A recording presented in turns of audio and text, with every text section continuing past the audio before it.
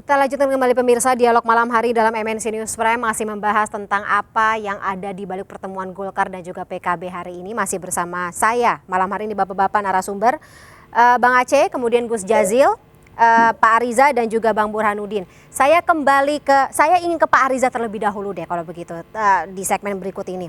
Pak Ariza, ketika Gerindra melihat atau katakanlah Golkar begitu ya lebih banyak didatangi oleh partai-partai lainnya gitu. Dari Gerindra sendiri melihat soliditas yang ada dalam koalisi Indonesia Raya gitu. Ada niatan untuk ya tadi sowan atau mungkin membangun komunikasi dengan siapa lagi?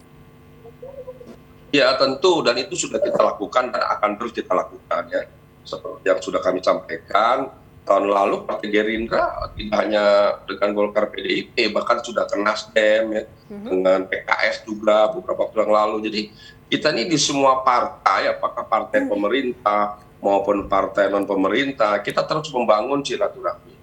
Silaturahmi itu dalam politik penting ya, saya kira ya, karena kita ini sebagai partai politik punya tujuan yang sama, yaitu apa? Yaitu membangun bangsa, masyarakat adil makmur dan seterusnya. Kemudian juga kita punya tujuan yang sama, bagaimana kita bisa mendapatkan merebut kekuasaan yang nantinya dengan kekuasaan itu kita bangun satu susun program dan kita laksanakan program-program yang pro rakyat dan sebagainya. Nah, untuk itu memang kita harus membangun siapapun yang jadi presiden ingin kekuatan di parlemen semakin baik, semakin kuat. Ya, untuk itu sejak sekarang kepentingan koalisi ini tidak hanya penting untuk memastikan 20% sebagai prasyarat ya, dalam kontestasi Pilpres, tapi juga nanti ke depan dalam rangka membangun koalisi di pemerintahan.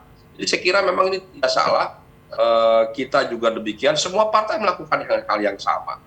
Tapi solid berarti memang ya? Sekarang ini semua melakukan hal yang sama. Saya kira hampir semua partai saling berkunjung ya, saling menerima, membangun komitmen ya, menyampaikan kebersamaan, kita pertegas persamaan yang ada ya, kita hilangkan perbedaan yang ada. Saya kira itu yang paling penting ya. Tapi jadi ya, sekalipun mungkin kita dengan partai non pemerintah kita tetap bersilaturahmi. Ya, tapi idealnya sih kalau misalnya bicara mengenai pesta demokrasi ada perbedaan juga justru makin menambah warna tersendiri begitu Pak Ariza. Tapi ya, kalau betul, bicara harus ada check and balance ya.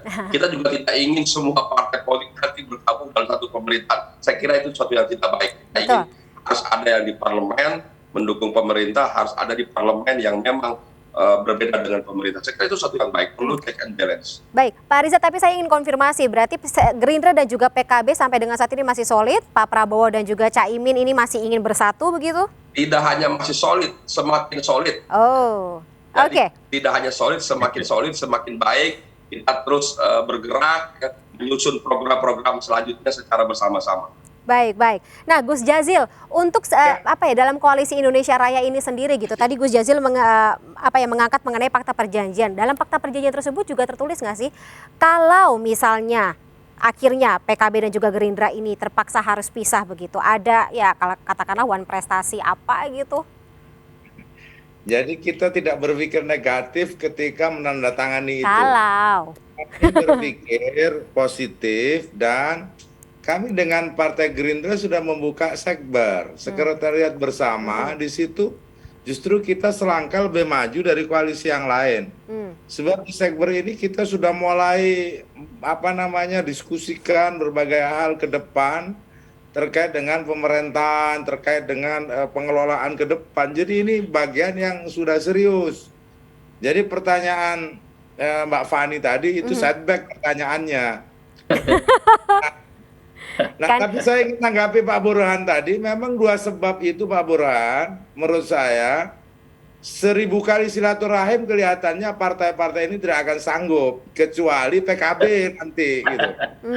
Karena begini Pak Burhan. Gimana? Untuk menghilangkan sebab untuk presidensial threshold 20% untuk melakukan revisi undang-undang. Nggak tahu kalau Golkar memainkan perannya ya. Kalau buat PKB itu sulit. Yang kedua, soal diferensiasi ideologi dari partai-partai ada menyangkut gaya program ke depan. Ini juga kelihatannya seperti yang disampaikan oleh Pak Aceh tadi, yang sekarang lagi ngomong ini semuanya di pemerintahan Pak Jokowi. Artinya program pasti melanjutkan apa yang sudah dicanangkan oleh Pak Presiden Jokowi dan mengamankan itu. Gitu.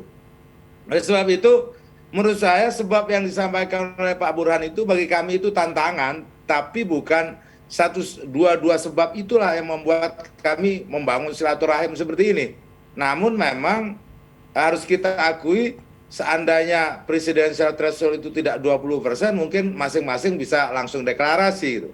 Tapi bukan semata-mata dua sebab itu, karena kami juga setelah 2 tahun Indonesia mengalami COVID-19 dan silaturahim antar pantai tidak terjadi, maka di penghujung ini kemudian semua terbuka keran-keran untuk duduk bersama dan melihat Indonesia ke depan. Saya pikir itu juga bagian kenapa masing-masing partai melakukan silaturahim.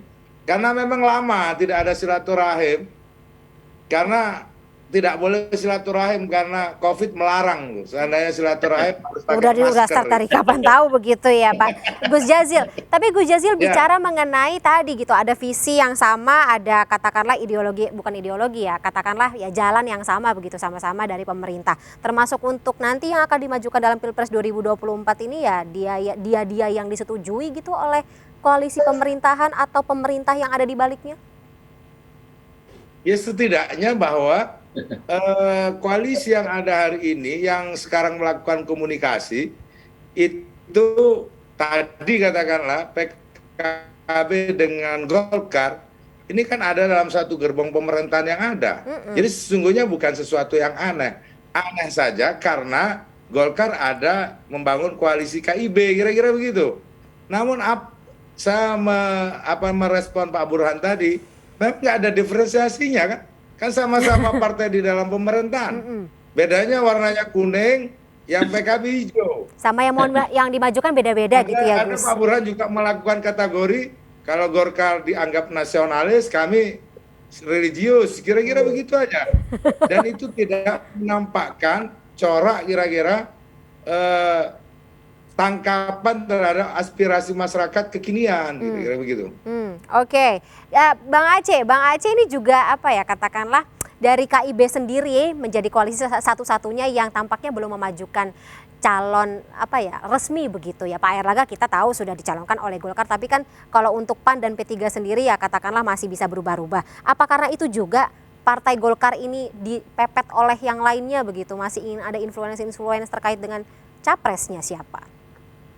Ya, lebih baik kalau kita membangun kekuatan lebih besar dalam konteks bagaimana kita bisa memastikan bahwa koalisi ini kalau mungkin bisa lebih besar, kenapa tidak? Nah, koalisi jumbo dong, Bang. Ya, saya kira itu bagus juga kan untuk stabilitas pemerintahan nanti. Nah, setidaknya kalau koalisi besar, kami ingin juga nanti pada saat berjuang menyusun kekuatan juga makin besar gitu kan. Nah, langkah-langkah itu sesuatu yang sangat mungkin bisa terjadi. Ya, siapa sih koalisi partai yang tidak ingin besar? Saya kira pasti yang baik Indonesia, Kebangkitan Indonesia Raya maupun Koalisi Indonesia Bersatu punya keinginan yang ingin bahwa kekuatannya juga bisa besar pada saat nanti kontestasi di 2024. Semakin banyak pasukan kan akan semakin memungkinkan bahwa kita bisa menggerakkan kekuatan pasukan itu untuk bisa melakukan rakyat. Nah, tadi bahasanya Pak Airlangga saya kira juga jelas ya. Di politik ini apa sih yang tidak bisa dibicarakan? Sesuatu masih bisa dibicarakan ya kita bisa bicarakan. Istilahnya itu seperti selagi janur kuning belum melengkung, ya kita kan bisa intip-intipan, saling colek-colekan, ya kan gitu. Saling tawar-menawar. You mau ini, saya mau ini. Ya saya nggak mau, ya itu sesuatu yang saya kira wajar aja dalam proses dinamika politik gitu ya. Nah, yang terpenting sesungguhnya adalah kami ingin menunjukkan juga kepada masyarakat ya bahwa antar elit politik kita nggak ada masalah. Ini soal bagaimana kita masing-masing punya agenda dan agenda itu kita bicarakan secara bersama-sama. Kalau ketemu, alhamdulillah. Kalau tidak ketemu, ya nggak usah ribut. Gitu. Kita tinggal tawarkan kepada rakyat. Nah, sama halnya dengan Koalisi Indonesia Bersatu, ya.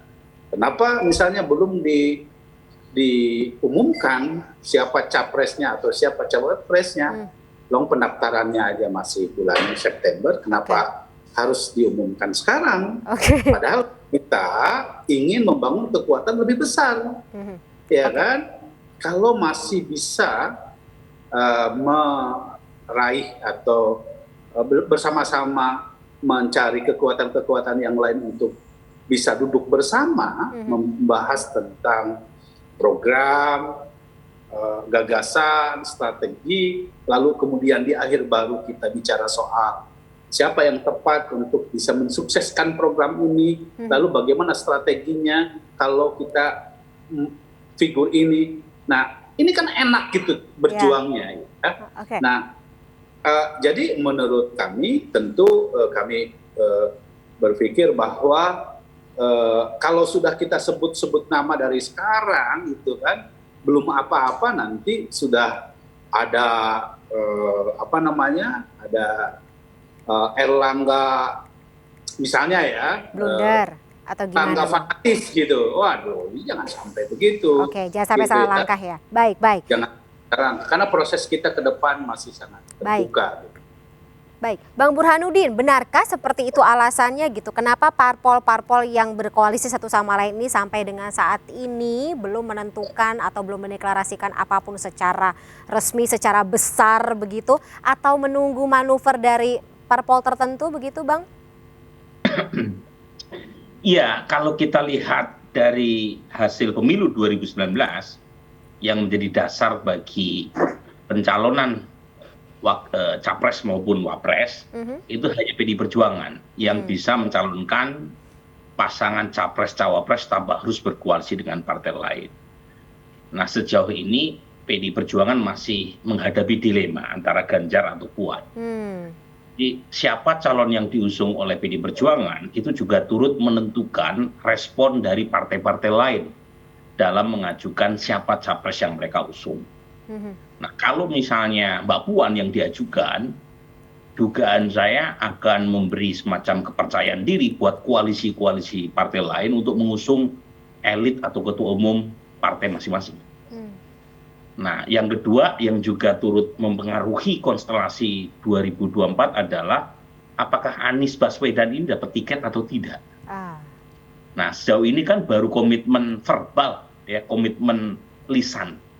Nah, dalam agama itu kan komitmen lisan itu masih di bawah komitmen tertulis. Komitmen yang bentuknya clear itu adalah kalau sudah betul-betul ditandatangani oleh 3 partai pengusung koalisi perubahan, kemudian didaftarkan ke KPU. Nah, mengapa Anies ini faktor penting? Karena bagaimanapun survei-survei menunjukkan Anies top 2, ya, tertinggi. Jadi pertanyaannya adalah apakah partai-partai dalam mengusung capres-cawapres berdasarkan argumen elektabilitas atau argumen ketua umum. Nah, kalau misalnya argumen elektabilitas, maka seberapa besar peluang Ganjar atau Anies dapat tiket, itu juga akan menentukan respon dari koalisi partai lain. Kalau 2 orang ini tidak dapat tiket, dugaan saya yang maju adalah elit-elit ketua umum yang diajukan oleh KIB, oleh Koalisi Kebangkitan Raya, maupun PDI Perjuangan. Nah, selama itu belum jelas, ya mungkin komunikasinya akan diperpanjang oleh Kang Jazilul, Kang Aceh, maupun Bang Riza.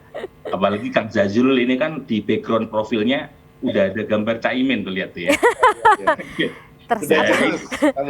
Caimin pun ikut talk show ya malam ini tuh ya, melalui background profilnya Kang Jazilul. Itu sesuatu tuh buat saya yang menunjukkan bahwa ada pesan tersembunyi. Caimin adalah preferensi pertama oleh struktur PKB. Nah, Betul itu keputusan partai Pak Burhan.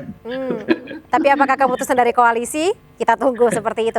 Berarti masih ada apa ya, katakanlah kemungkinan ini bisa akan terjadi atau katakanlah deklarasi tersebut akan terjadi lebih cepat gitu. Kalau misalnya tadi PDIP ini bisa mendeklarasikan siapa yang akan dimajukan gitu. Kalau dalam masalahnya Juni, PDI Perjuangan juga tidak mau.